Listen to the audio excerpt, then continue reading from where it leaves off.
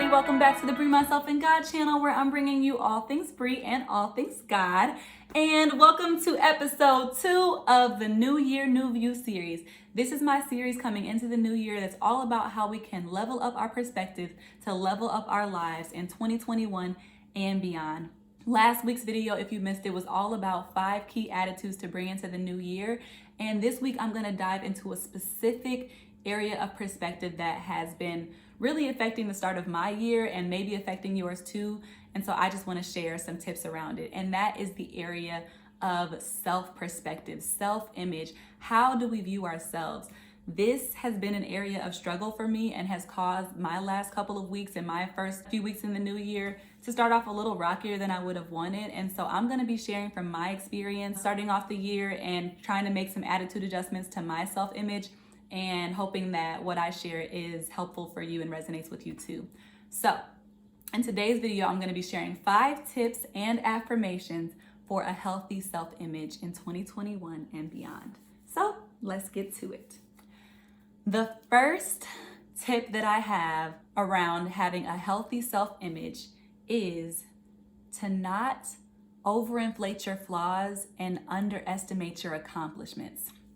This is an area where I have really been struggling lately over the last couple of weeks, especially when it comes to my job. And my job, we've been working really hard. I work in the policy advocacy space, and so we've been working to try to get legislation passed. And actually, this past week, our legislation did get passed in my state. We ended cash bail. That's a whole different criminal justice topic, but something I'm really passionate about and happy about. And in the midst of our campaign that we are running, I actually got a promotion.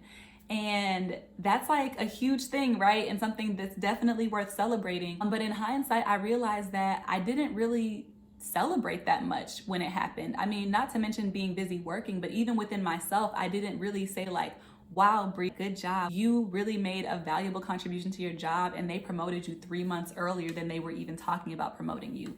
Instead, I was allowing myself to feel inadequate at work, and I didn't even realize that I was having feelings of inadequacy until my coworker complimented me. And I realized that what he said about me didn't align with how I was seeing myself.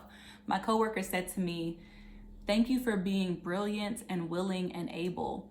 None of us could have expected a better you, and we're so glad that you're on this team." And only when he said that did I realize, wow, I don't think I saw myself as bringing brilliant contributions to our team. You know, I'm in the policy advocacy space and I'm fresh out of grad school, and this is my first time working on a legislative campaign. And I honestly found myself in meetings feeling like I didn't have that much to offer to our strategic directions. Yes, I worked really hard. Yes, I handled the things that I was asked to do, but did I feel like I was making brilliant contributions? Did I really see the value that I was adding? I really didn't. So much so that I was promoted and barely made a big deal about it. And so it's just so important to not major in looking at your flaws and then minor in looking at your strengths. It should really be the opposite. You should be really, really hyping yourself up about all the things that you're doing well and being really, really gracious to yourself about areas where you fall short. And so that's my affirmation that I want to share is, I will celebrate my victories lavishly and handle my flaws graciously. That's what I want you to say with me. I will celebrate my victories lavishly and handle my flaws gracefully. So that's the first one. The second tip that I want to share with y'all around having a healthy self-image is to not let your big vision make you feel small. This is something that I've really struggled with the last couple of weeks, particularly in regards to my YouTube channel and my business, kind of like my passion project that I'm pursuing outside of work. These are things that I've been really wanting to grow in this new year, things that I'm having more and more vision for how much I want to see it grow. I want to increase my following on YouTube and Instagram, and I want to increase my clientele in my business. And I've been working to make that happen, posting more consistently, running promotions in my business. But the more that I realize I need to learn sometimes, the more that it makes me feel intimidated. So I have been noticing, wow, I really need to learn how the Instagram algorithm works. I really need to learn search engine optimization for my YouTube videos. I need to get certain systems in place for my business in order to run efficiently and smoothly. And it's like realizing that I'm not automatically where I need to be and seeing all the steps I need to take in order to learn and grow. I was just starting to feel smaller and smaller. As my vision got bigger and bigger, I started to feel smaller and smaller.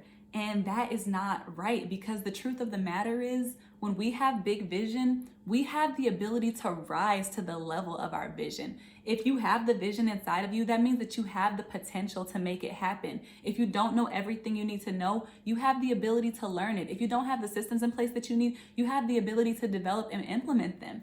And it's all a growth process, and nobody starts off at the end where they need to be in the beginning. And so I had to really realize this is going to be a journey. This is going to be a process. It's not going to all happen at once. And I'm not less than because I don't have all the tools in my back pocket right out the gate. This is still a new endeavor, and I have to embrace my growth. And I have to not let pushing myself turn into crushing myself, because I was literally starting to feel crushed under the weight of pressure of wanting to grow and do so much more than what I was already doing. And so I just want to encourage you that if you're mastering something new, if you're working on a new endeavor and you feel like you have a long way to go, that's a great thing, because you have the ability to rise to the level of that vision. Don't let that vision make you feel small, because you're going to rise to fill it. So the affirmation that I want to share with regards to this is, I will not let my big dreams make me feel small. I will rise to the level of my calling, not fall to the level of my fears. I embrace the beauty of my growth process. I'll repeat it so you can say it with me. I will not let my big dreams make me feel small. I will rise to the level of my calling, not fall to the level of my fears. I embrace the beauty of my growth process. So, the next tip that I have around developing a healthy self-image is to not define yourself by your productivity alone, and to remember that you're worthy of rest and restoration. This was a huge theme for me over the last couple of weeks, because the last couple of weeks I worked more hours than I ever had in my job before that. I worked 70 hours last week and 70 hours the week before, or almost that much. And it was super demanding and difficult for me. And on top of that, I was being hard on myself because I wasn't finishing thumbnails when I was getting off work late at night, or I didn't get a YouTube video uploaded after work.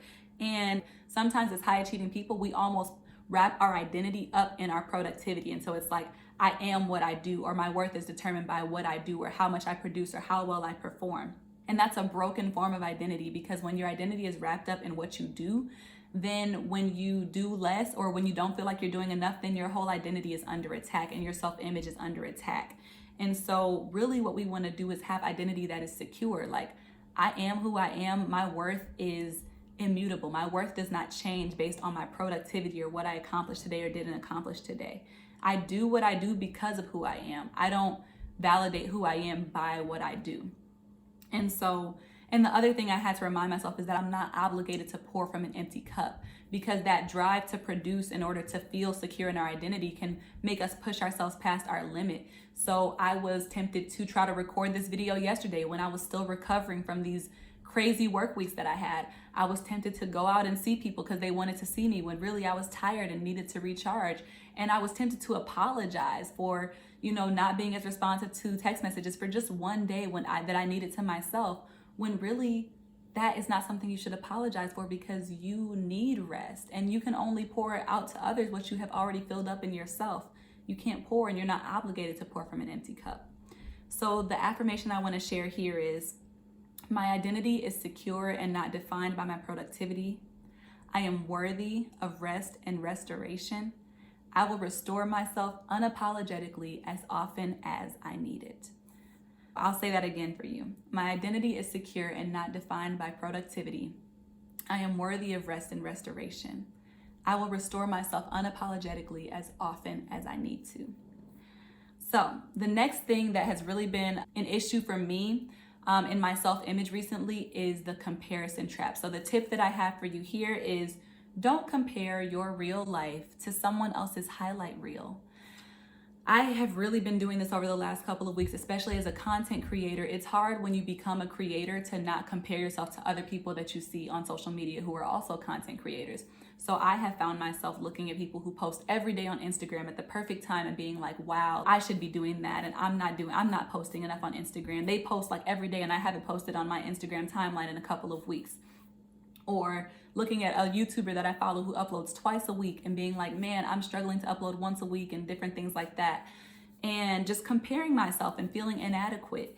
And it turns out, I literally found out in the last week that the person who uploads every day to Instagram told me herself, like, oh, I had someone helping me to upload because it was too much for me to do myself. The YouTuber that I follow literally said in one of her videos, I have an editor and a manager. I'm like a one-person shop comparing myself to someone who has different things that are helping them to do what they're doing. And it's like, you never know what someone else's situation is that allows them to do what they do. So you can't just compare your situation to someone else's, your real life to their highlight reel. Not to mention, someone else is probably comparing your highlight reel to their real life, and you might be someone else's inspiration. The whole time I'm looking at someone else thinking I should be more consistent like them, I had a friend reach out to me and say, your consistency inspires me. And I'm just like, wow, I'm over here inspiring someone else. The truth is, we're all great, and the reason that you're surrounded by greatness is because you're also great too. And so that is the affirmation that I want to share with us is, I am surrounded by greatness because I am great myself. I am someone else's inspiration, and I am not alone in my imperfection. Because when I was talking to the girl who I was inspired by about how I felt overwhelmed, she shared with me that she also felt overwhelmed. So it's not just you. You're not alone. Life can be a lot for a lot of us. So again, just so that you can say it with me, I am surrounded by greatness because I am great myself. I am someone else's inspiration, and I am not alone in my imperfection. The last thing I want to remind you is, don't forget that God loves you unconditionally and is proud of you. This one was a real game changer for me over the last couple of weeks, because sometimes I can assume that God is seeing me through the same harsh lens that I'm viewing myself, that God is looking at me like she's not doing enough, she's not growing enough, she's not producing enough. But the truth of the matter is, God is my Father and loves me unconditionally, the way that parents love their children before they ever do anything, even when they're babies and all they do is cry and poop and parents are just so in love. That's how God feels about me. That's how God feels about you. He literally saved me and sent Jesus for me before I ever did anything to earn his love, and nothing I can do can take his love away from me. And literally someone said that to me recently, and it really spoke to me, like just said, God is proud of you. And I almost started crying. And I listened to a YouTube video in a hard moment that I was having over the last week, and it said, I am your Father and I love you. And again, I started crying. And it's because it's so different from how I see myself and how I sometimes think God sees me. And so if God sees you and loves you just as you are and values you just as you are, then who are you to not love yourself? God is perfect. God is holy. So if he can accept you, then surely you can accept you. And the awesome thing is God is with me in my journey. And so where I feel inadequate, God can actually help me to measure up and to grow. And so the last affirmation that I want us to say is, I am loved and accepted by God unconditionally, and I will love myself accordingly. Again, I am loved and accepted by God unconditionally, and I will love myself accordingly. Those are my 5 tips and affirmations for a healthy self-image. Don't overinflate your flaws and underestimate your strengths. Don't let your big vision make you feel small. Don't measure yourself by your productivity and deny yourself rest. Don't compare your real life to other people's highlight reels. And don't forget that God loves you unconditionally and is so proud of you. Affirm yourself, speak out the truth of what you want to be your self-image, and fight for a healthy view of you. I hope this video blessed you. I hope it spoke to you. I hope that you know that you're not alone in this fight to view yourself the right way and to live your life with confidence and joy. It's a challenge we're all facing, but it's something that we can all do with the right support, with the right mindset, with the power that God gives us. And so I hope that you're encouraged. I hope that you're blessed. And I hope that I will see you next week on the Be Myself in God channel as we continue the New Year, New View series, all about leveling up our perspectives to level up our lives in 2020. Please like, comment, subscribe, share, and follow me on IG at Be Myself in God. And I will see you next time.